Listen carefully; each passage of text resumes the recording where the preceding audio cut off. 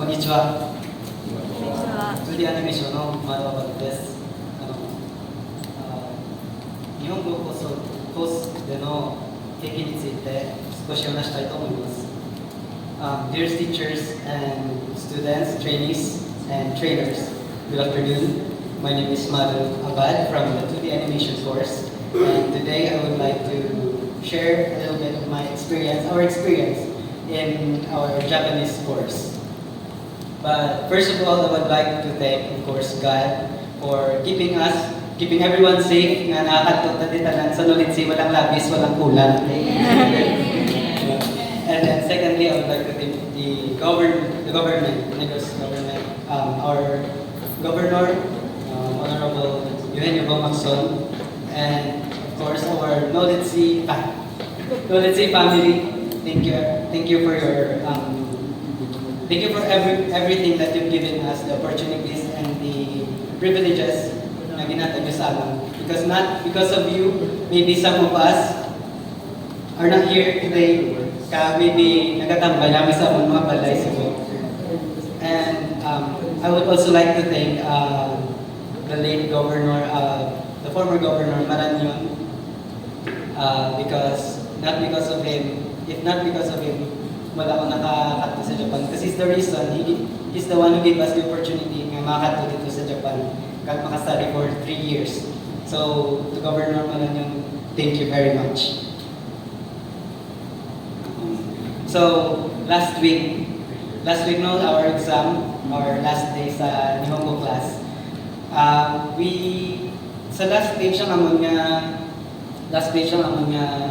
test paper, there was a section or a comment section where we had to write our feedbacks and comments about the course. And sa last part, there's a part na write kami sa feedback and comment, also a message to Sensei. So, I wrote an essay. And maybe some of us did nagsulat makamuli pa essay. And then later that night, Sensei told me, I read your comments sa this paper, so maybe you could share kung anong ginagawa ko dito sa comment ko dito sa akong speech. So, copy-paste ko na lang. So, to start with, I just want to say na I'm really glad they let me join the course, the Japanese course, because a few weeks ago, or a week before nag-start among course, before the course started, nagkado si Miss Ren sa room to collect the forms para sa Nihongo course. And then she told me, man, na-join ka pa sa Japanese course?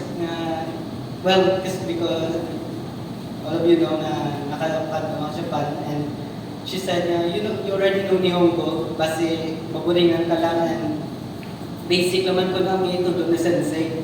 But I really insisted nga, no miss, gusto ko mag-join.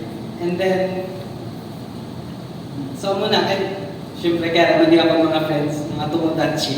Ano naman ko sa classroom, pwede ko mag-join sa course ni Sensei. So muna, a week later, nag-join ko sa Nihongo course. I'm really glad that they let me join the course kay, yes, it was easy for me. Not gonna lie, it was easy, pero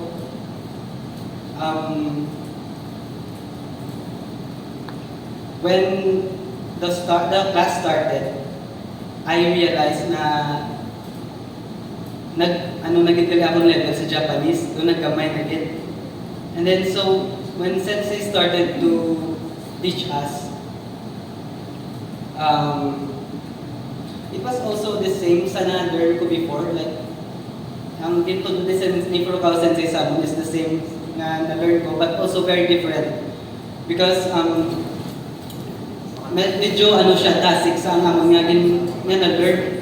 But when Furukawa Sensei started teaching us, ina-excited, like, very detailed si Furukawa Sensei magtutulog. And that's when I realized nga, naggamay na gitig akong level, and it feels like I'm a beginner again. Because ang na-learn ko before, what I learned before is para nadula na. Because in Japan, for especially sa particles, may ginatulad sa mga ni, wa, and de. In Japan, sa mga, especially sa school with the students, we don't really use the particles anymore. For example, if we say, ashita doko e ikimasu ka? We don't say doko e ikimasu ka. We just say ashita doko iku no? So that's how though amo na lang na-remember ko, if I hear the particles, maybe I understand. Pero kung ako na magamit, it's very confusing for me. For example, another sentence, doko iku no, doko e ikimasu ka?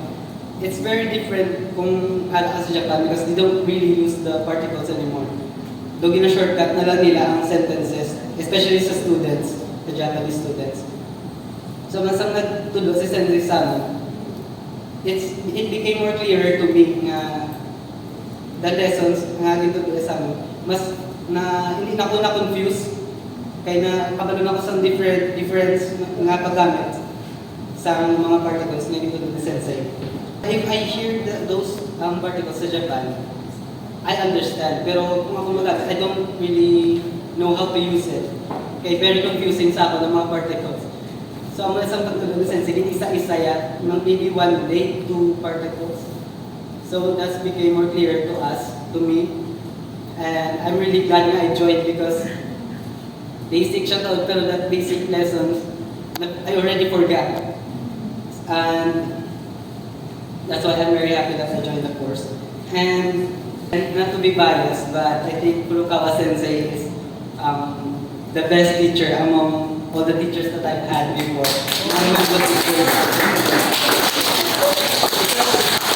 Because we all know Sensei have like we said earlier, he's Negrense by heart.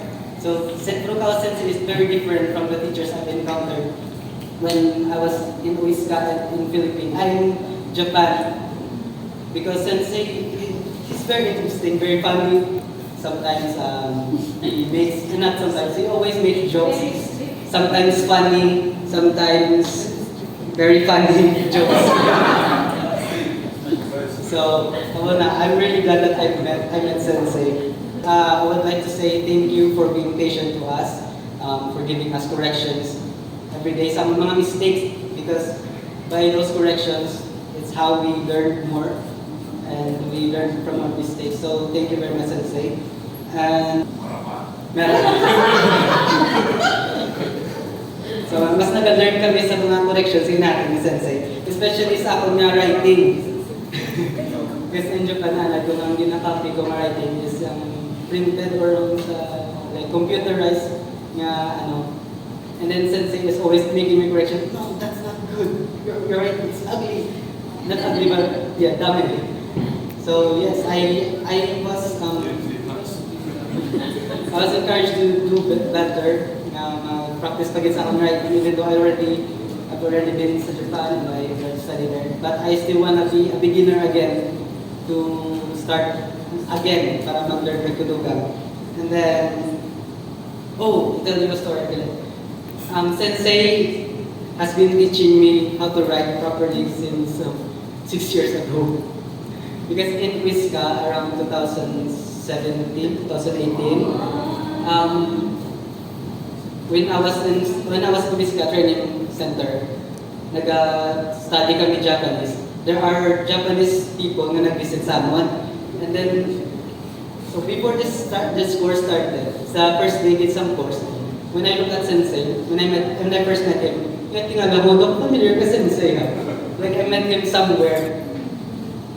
So, ang isang kaklase kami, like, sa aming Japanese notebook, si Furukawa Sensei, nagalibot na siya to check our writings, kami na correction namin na. And then that's how I recalled nga 6 years ago, he went to Uiska and did the same thing. He gave me corrections on my writing. So, thank you Sensei for giving me corrections.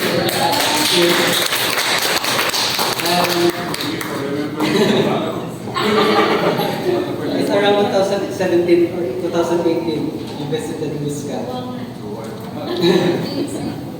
Again, thank you for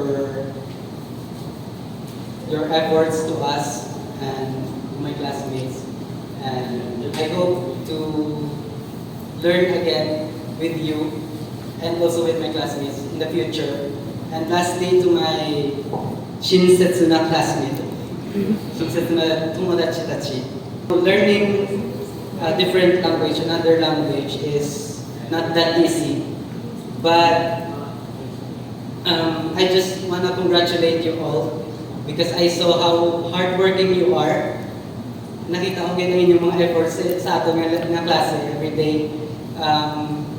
So I would like to, and I'm really proud of you guys nga alam na tabi subong tapos at tap. But although it's the beginning, it's the end, again naman ginato ng course, but it doesn't mean this is the ending for us. Because we're just beginning, we're just starting, stepping up at for a new beginning. I hope na in the future we'll learn together again. Ano galing name ka? Ano ka GC? Group chat? Nihongo. So, I hope na makakatatanan.